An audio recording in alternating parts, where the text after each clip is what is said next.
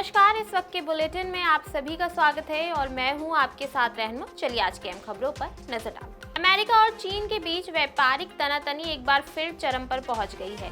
अब अमेरिका ने चीन पर 104% टैरिफ लगाने का ऐलान किया है। ये टैरिफ 9 अप्रैल से प्रभावी हो जाएगा। अमेरिका के इस फैसले को दोनों देशों के बीच आर्थिक जंग की एक नई शुरुआत के रूप में देखा जा रहा है। ट्रंप ने अपने बयान में 2 टूक कहा कि जो भी देश अमेरिका के खिलाफ जवाबी कार्रवाई करेगा उस पर तत्काल प्रभाव से नए और पहले से ज्यादा कड़े टैरिफ लगाए जाएंगे। उन्होंने कहा कि हमने पहले ही साफ कर दिया था कि हम व्यापार में अनुचित व्यवहार को बर्दाश्त नहीं करेंगे। अब समय आ गया है कि चीन अपनी नीति पर पुनर्विचार करे और अमेरिका के साथ ठीक व्यवहार करे। अमेरिकी राष्ट्रपति डोनाल्ड ट्रंप के चीन से आने वाली सभी वस्तुओं पर 104% टैरिफ लगाने के फैसले पर अब प्रधानमंत्री ली कियांग ने प्रतिक्रिया दी है। उन्होंने कहा कि चीन के ऐसी परिस्थितियों का सामना करने के लिए पूरी तरह तैयार है और देश किसी भी तरह के नकारात्मक बाहरी प्रभावों का मुकाबला करने के लिए सक्षम है। प्रधानमंत्री ली कियांग ने यह भी कहा कि चीन को साल 2025 में अपनी अर्थव्यवस्था की मजबूती और वृद्धि को लेकर पूरा विश्वास है।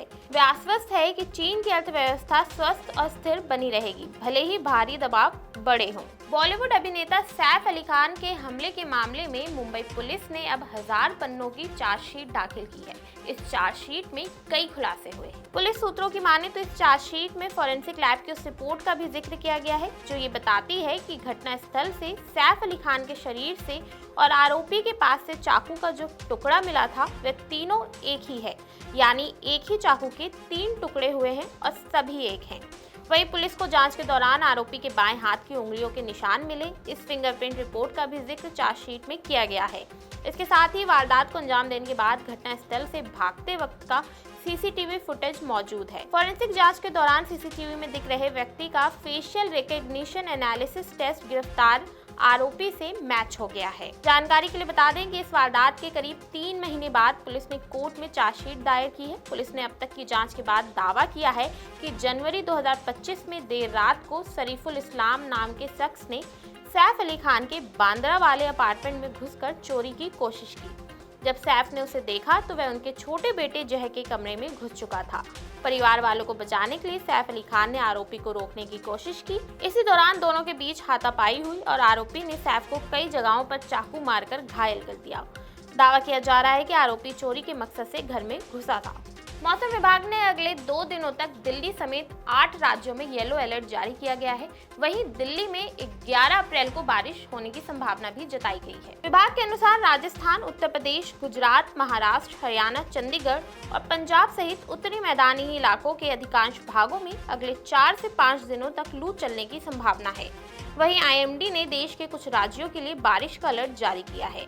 मौसम विभाग के अनुसार आज यूपी में बारिश होने की संभावना है। साथ ही कुछ जगहों पर तेज हवाएं चलने और लू चलने की भी आसार हैं।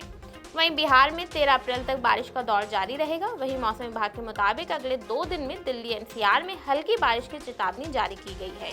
आईएमडी ने मुंबई और उसके पड़ोसी जिलों थाने, पालघर, रायगढ़, रत्नागिरी और सिंधुगढ़ के लिए येलो अलर्ट जारी किया है, जिसमें 10 अप्रैल तक गर्म और उमस भरे मौसम के बने रहने की चेतावनी दी गई है। डॉक्टरों ने निवासियों को चेतावनी दी है कि इतनी भीषण गर्मी के संपर्क में आने से हल्के चकत्ते, अत्यधिक पसीने के कारण मांसपेशियों में ऐंठन और हीट स्ट्रोक जैसी गंभीर समस्या हो सकती है। गुरमीत राम रहीम को एक बार फिर से 21 दिनों की फरलो मिल गई है। ये राहत हरियाणा सरकार ने गुरमीत राम रहीम को दी है। फरलो मिलने के बाद आज 9 अप्रैल सुबह पुलिस सुरक्षा के बीच राम रहीम सिरसा डेरा पहुंचा है। राम रहीम को लेने खुद हनीप्रीत पहुंची थी। इस बार वे सिरसा डेरा में रहेंगे। इससे पहले राम रहीम दिल्ली चुनाव से पहले 30 दिन की पैरोल पर बाहर आया था। इस तरह पिछले 4 सालों में कुल 13वीं बार राम रहीम जेल से बाहर आया है। अगस्त 2017 में 2 शिष्याओं से रेप के लिए 20 साल जेल की सजा सुनाए जाने के बाद 28 जनवरी को उसे 30 दिनों की पैरोल दी गई थी। इस दौरान पहली बार वह सिरसा में अपने डेरे में 10 दिनों तक रुका था। बाद में वह उत्तर प्रदेश की बागपत में रहा था। राम रहीम को इससे पहले 20 दिन की पैरोल दी गई थी।